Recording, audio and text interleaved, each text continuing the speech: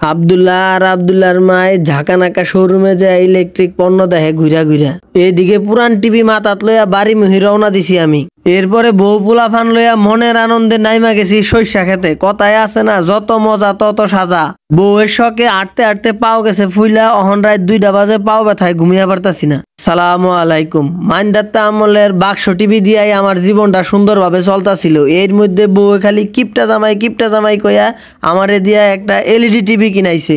এই টিভি কিনাই আমার জীবনে যত দুঃখ দর্দশা নাইমাইছে। টিভি কিনা 3.5 বছর যাইতে না যাইতেই ফুরুত করে গেছে নষ্ট হইয়া। এখন এই টিভি খালি ফর আওয়াজ করে, মাগার ছবি দেখা যায় না। তাই বউ পোলা আর টিভি এক রিক্সার মধ্যে যাইতা জুইতা উঠায় টিভির শোরুমের উদ্দেশ্যে রওনা দিছি। শোরুম আলারে ধরুম কি টিভি দিছে, 36 মাস যাইতে না যাইতে টিভি নষ্ট হইলো কে। বেদমিস টিভিও কেমন বাটফার। ওয়ারেন্টি শেষ হয়েছে আর টিভি নষ্ট হয়েছে। ওয়ারেন্টি শেষ হওয়ার 1 মাস পরে কে লিগা নষ্ট হওয়ার লাগবো, আর 1 মাস আগেই হইতি।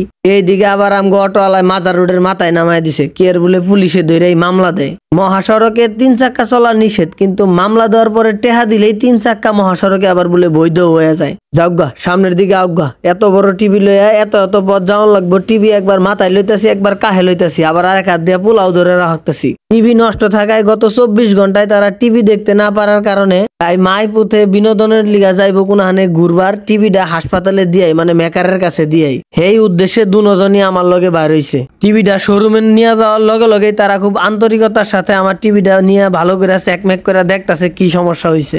যদিও তারা মূল সমস্যা ধরতে পারে নাই, তাদের নাকি আরো বড় টেকনিশিয়ান আছে, সে আইসা এই সমস্যাটা উদ্ঘাটন করব।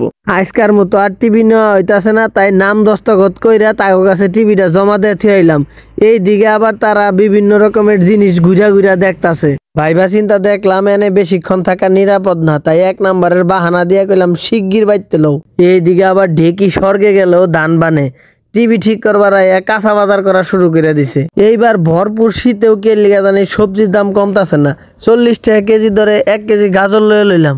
গাজর লইছে ভালো কথা, মূলা কি লিগা লন লাগবো, পরিবেশ দূষণ করা খাদ্য। মূলা খাইলেই তো খালি পরিবেশ দূষণ হয়। শীতকালটা আইলে এই বেডি মূলা খাওয়াইতে আমার জীবনটা তছনছ করে আলায়। শুক্রবারেও মূলা, শনিবারেও মূলা, বুধবারেও মূলা, বৃহস্পতিবারেও মূলা। এই বেডি যদি পারতো মূলা দিয়ে আমারে বিরিয়ানি রাইন্দাও খাওয়াইতো।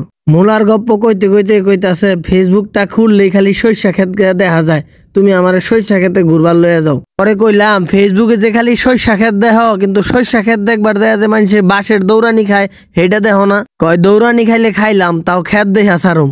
কি আর করন যাইব, আমি সহজ সরল মানুষ, না নিয়েও পারলাম না। সরিষা ক্ষেতের মধ্যে যাইয়া চাইরো মুই খালি বু করে আটা ধরছে, একবার এই মাথায় একবার এই মাথায়। আমি তাকে পিছে হাঁটতে আমার পাও 2টা ব্যথা হয়ে গেল গা। কয় বাইর যায় পাও টিফা দিমু, তাও আজকার মতো ডিস্টার্ব করিও না। অহন বাইতে কয় আমারও পাও বিষ করে। পরে আমি কইলাম থাইক, আমার পাও বিষ ভালো হয়ে গেছে গা।